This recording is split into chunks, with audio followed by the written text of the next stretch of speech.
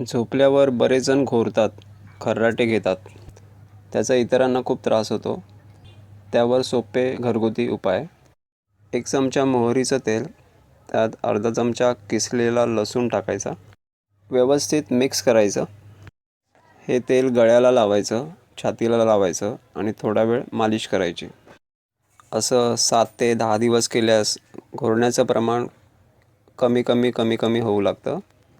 1 glass गरम पाणी घ्यावे, अर्धा चमचा मीठ टाकावे, व्यवस्थित मिक्स करावे. या पाण्याने रोज रात्री झोपण्यापूर्वी गुळण्या कराव्यात.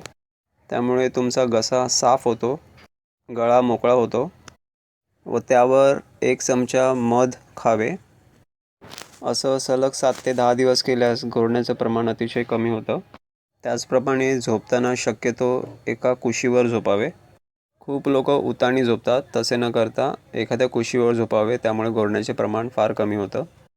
यातला केवळ एक उपाय जरी रेग्युलर केलात तर काही दिवसांनी तुमच्या घोरण्याचं प्रमाण अतिशय कमी होईल व इतरांना होणारा त्रास देखील टळेल.